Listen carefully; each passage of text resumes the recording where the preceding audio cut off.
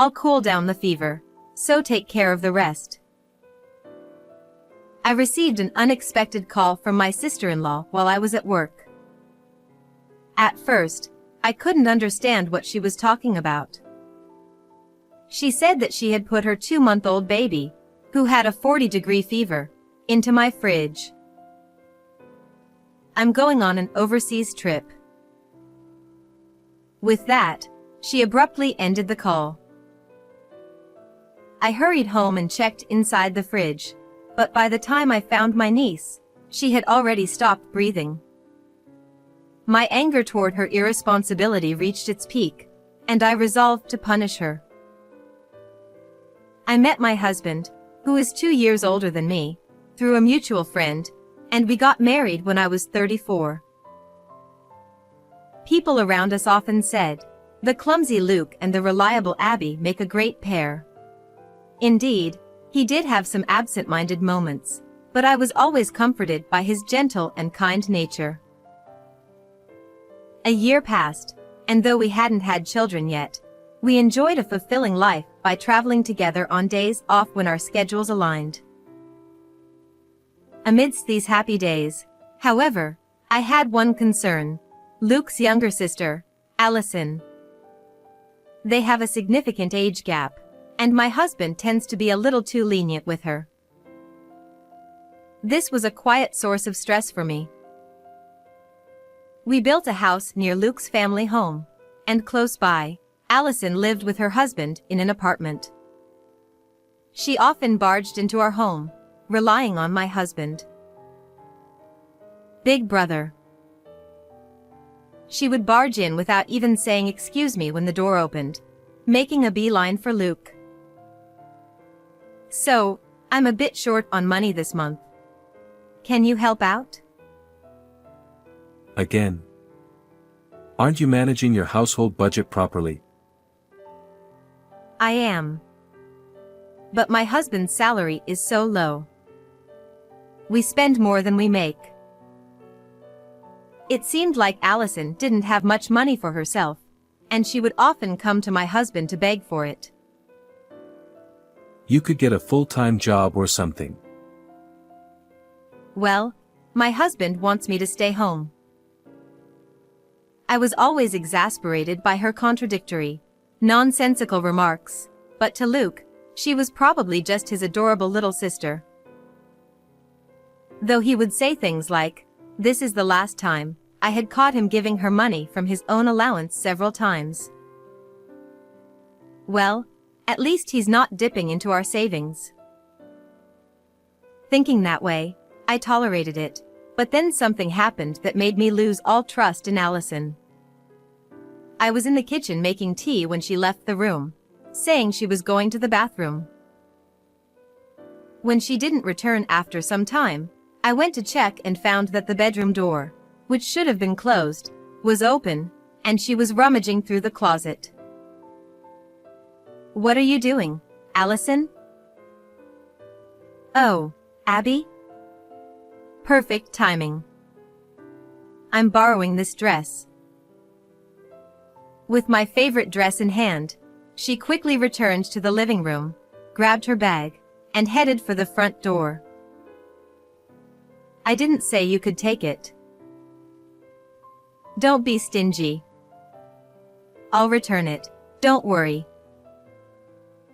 Ignoring my protests. "See ya." She waved her hand and left. When I told my husband about it, he immediately tried to call her, but she didn't pick up and didn't call back either. She said she'll return it, so I'll wait for a bit. I decided to trust her words. A few weeks later, she returned the dress, but I was horrified when I saw it. It was shoved into a bag in a crumpled state, with a large stain as if something had been spilled on it. "Allison, what is this?" Suppressing my anger, I asked her as calmly as possible. "I returned it, didn't I?"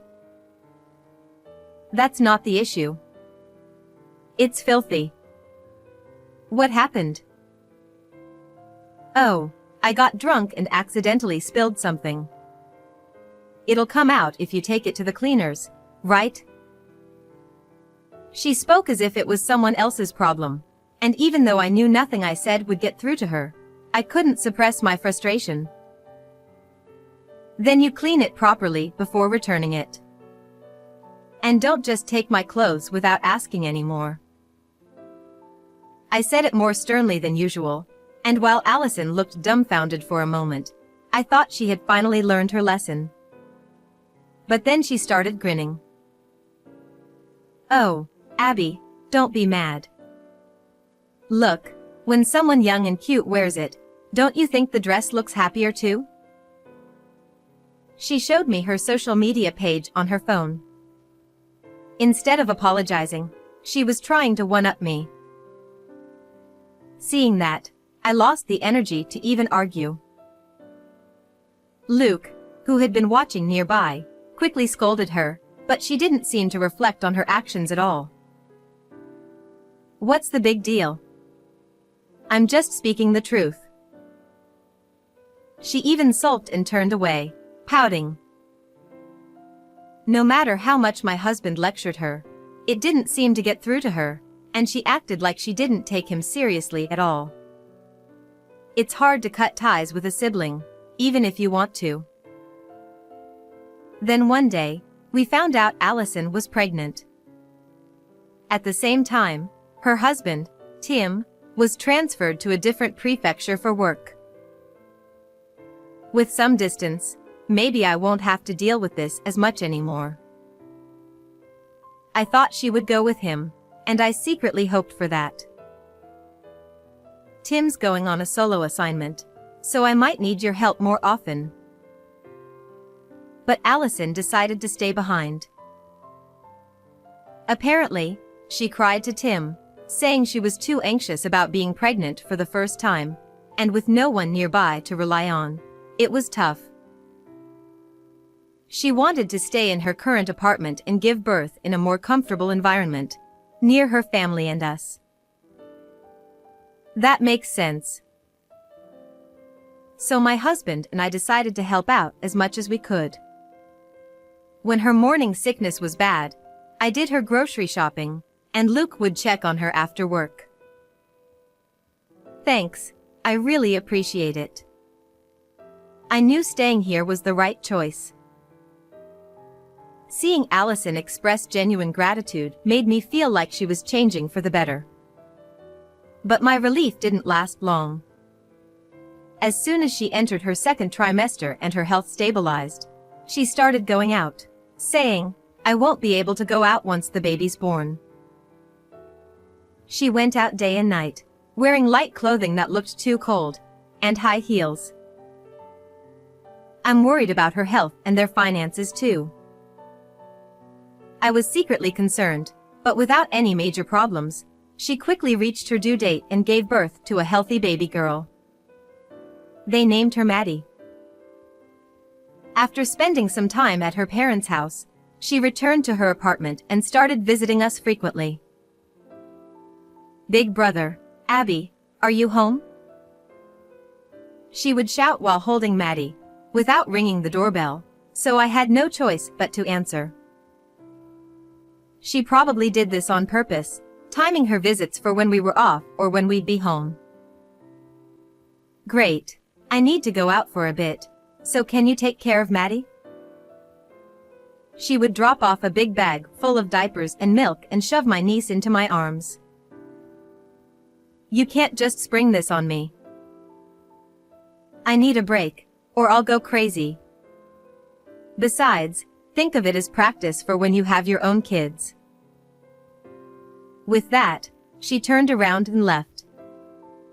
I couldn't help but feel uneasy seeing her heavy makeup and revealing outfit, even more so than usual. A month passed, and Maddie was now 2 months old. Allison continued leaving Maddie with us frequently, but my husband and I were so charmed by her cuteness that we didn't mind. Then one day, while both my husband and I were at work and I had just started my break, Allison called. Hey, Abby? I need you to take care of Maddie now. I can't right now. I'm working until this evening.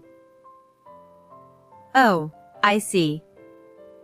Well, I'll cool down her fever, so take care of her afterward, okay? I didn't understand what she meant. What do you mean? Apparently, Maddie had a 40-degree fever, but Allison was going on an overseas trip later that day. You can't come home now, right? I have to leave soon, so I'll just put her in the fridge. I couldn't comprehend what she was saying. Are you joking? Just as I raised my voice, the call ended. I tried calling her back immediately, but she didn't pick up. I also contacted Luke and asked him to call Allison. I'll leave work early and head home now, so can you check on her place? Hoping it was all a terrible joke, I rushed home and opened the fridge. There I found Maddie's lifeless body. Wrapped in a towel, my niece lay there before my eyes. I immediately pulled her out of the fridge and held Maddie close, but it seemed her breathing had already stopped. What in the world? I was in complete shock, but I couldn't waste any more time. I frantically called for an ambulance. When we arrived at the hospital, the doctor looked at my niece with a grim expression. We'll do everything we can, but the situation is extremely dire. At that moment, I received a call from my husband, informing me that my sister-in-law wasn't at home. What on earth is she doing? Isn't she supposed to be a mother? Anger surged within me at her irresponsibility. As I thought about my niece, clinging to life in the treatment room, I decided right then and there to make Allison pay for what she'd done. First, I started coordinating with Luke to track down my sister-in-law's whereabouts. A week later, my husband and I found ourselves at Allison's apartment. We watched from the window as she returned home, lugging a large suitcase behind her. What? Huh? The sound of the door unlocking was followed by Allison's confused voice. She must have been surprised to see unfamiliar shoes lined up in the entrance. She stormed toward us, furious. What the hell is this? Why are you in my house without permission? This is outrageous. As soon as she opened the living room door and saw me and Luke, she shouted. Right back at you. You entered my home without permission and put Maddie, who had a high fever, in the fridge. You're disgusting. And how exactly did you even get into our house? When I asked, Allison averted her eyes. The door was open, so I just went in. She muttered. I held up something for her to see. Don't lie. You had a spare key made without our permission, didn't you? What? That's ridiculous. What I showed her was a receipt from a locksmith that had been carelessly left on her table. The confident front she'd put up crumbled the moment she saw it. A while ago, my husband had lost our house key. Luke had assumed he'd simply dropped it somewhere, but it mysteriously reappeared on our entryway shelf the next day. We had found it odd at the time. The date of that receipt matches the day the key went missing. Care to explain? Well, I just thought it'd be safer to have a spare key in case of an emergency. I was going to tell you, but I guess I forgot. Allison stammered, trying to come up with excuses, but we hadn't come here to debate that. Why did you do it? Putting Maddie, with a high fever, in the fridge? What were you thinking? Allison briefly lowered her eyes, then raised them again to meet ours. I couldn't cancel my travel plans, and since she had a fever, my parents refused to take her in. She said this as if it were the most natural thing in the world. So, I had to make a spare key in a hurry. Besides, cooler air lowers body temperature, doesn't it? Allison laughed as she spoke, completely unaware of the severity of her actions. You. Luke, calm down. I quickly stopped my husband, who looked ready to grab her. Allison, meanwhile, watched us nonchalantly, twirling her hair around her finger. How can you be so indifferent? Maddie wasn't breathing when I found her, and she had to be rushed to the hospital by ambulance. You've got to be kidding. Her face turned pale, and she looked to both me and Luke, pleading with her eyes. Tell me you're lying, big brother. Luke shook his head and told her it was true. Only then did she seem to grasp the gravity of the situation. She covered her mouth with both hands and began to cry. The room fell into a heavy silence, broken only by Allison's sobs. After a while, she suddenly snapped. What the hell are you going to do about this? What was the point of leaving Maddie with you if things ended up like this? She had the audacity to blame me. I swallowed the urge to shout back and stared at her intently. Where have you been? What were you doing?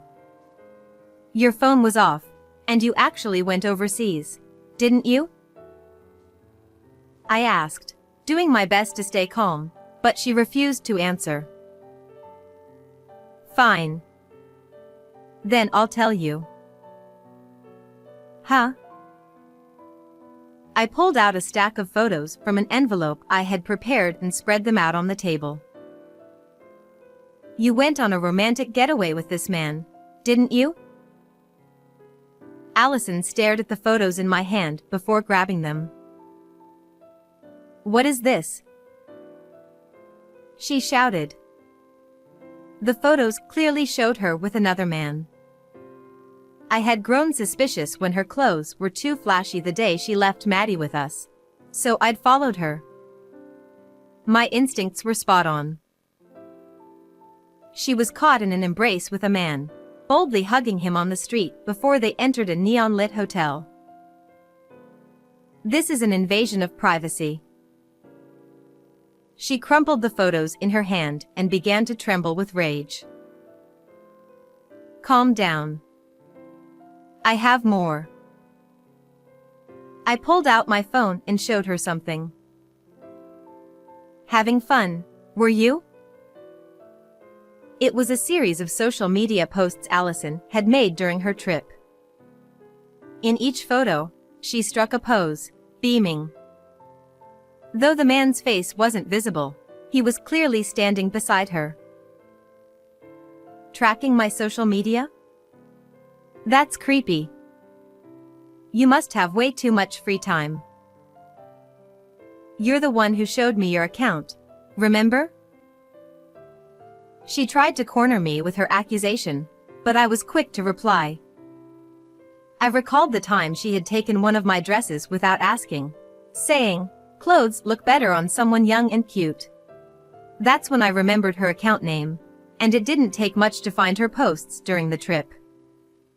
Sure enough, they gave me all the evidence I needed. Who would have thought she'd slip up in such a way? Realizing she was in a tight spot, Allison finally fell silent. But then, as if something had just occurred to her, she lifted her head and smirked.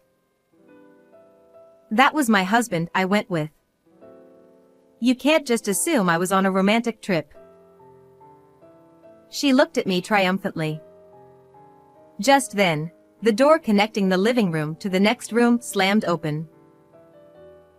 Huh? What's going on? Her confusion was evident. I didn't go on any trip. The man standing in the doorway was Allison's husband, Tim. Why are you here? Weren't you at work? I called him after Maddie was taken to the hospital. He came as soon as he could. You had no right. Her voice, once strong, had weakened significantly. He's the one who let us into the apartment. Unlike you, we don't break into other people's homes. Tim stepped forward, glaring fiercely at Allison. Maddie was in a critical condition that day. You'd been telling me how hard you were working as a mom every day. So, what was this? His fury was clear, and he began to berate her. But then Allison seemed to realize something and cut him off. Wait a second. She interrupted Tim. If she was in danger, does that mean she's still alive? Yes. Maddie pulled through. Thanks to the tireless efforts of the doctors, my niece had survived. By now, she had been discharged and was staying with Tim's parents. I can't stay with someone as despicable as you any longer. Tim thrust divorce papers toward Allison. No. She's fine now, so what's the problem? Everything's the problem. And I know you've been asking your brother for money, claiming I don't earn enough. Isn't that right? Tim presented a certain document to Allison. Where did you get this from? Did you go through my things without asking? You're the worst. Didn't you also go into Abby's closet and take her clothes without permission? Allison was at a loss for words and couldn't argue back. What Tim handed her was a credit card statement and an invoice, with an astonishingly high amount listed. You've been spending recklessly, couldn't make the payments, borrowed money from a loan shark, and then turned to your brother for help with repayment, right? That's not. Tim had been providing more than enough for household expenses, and Allison was in charge of managing the budget. Realizing she could no longer make excuses, Allison slumped to the floor.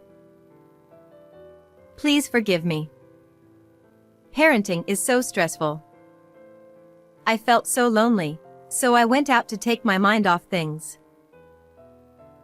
That's why I asked you to come with me, didn't I? You just wanted to enjoy yourself while I wasn't around, right? That's not it. She desperately tried to apologize, but it was clear Tim wasn't going to forgive her. Seeing no way out, Allison clung to my legs. Abby, please say something. You know how much I loved Maddie. Tell him. She cried, pleading for me to intervene. I'm afraid that's not possible. I've already reported everything to the police and child services. Please, don't say that. Help me. Luke, you too. What you did was inexcusable, not just as a parent but as a human being. You need to reflect on that deeply. When I said that firmly, Allison sobbed. Why? And collapsed, crying on the floor. After that, she was questioned by the police and eventually arrested. Tim and Allison's divorce was finalized, and as a result of her actions, she lost custody of Maddie. Tim would be the one raising their daughter from then on. In addition, she was ordered to pay $30,000 in damages for her affair and $300 a month in child support. Both Tim's parents and my husband and I cut all ties with her. After losing everyone she could rely on, Allison now leads a life working manual labor by day and at a hostess club by night, struggling to keep up with payments and barely finding time to rest. But, honestly, what happens to her from here on out is no concern of ours. On the other hand, we received some wonderful news. It turns out I'm pregnant, and our baby is expected to arrive in just a few days. My husband and I are looking forward to protecting and raising our child with love. How did you find this story? Don't forget to subscribe to the channel. I'll see you all in the next video.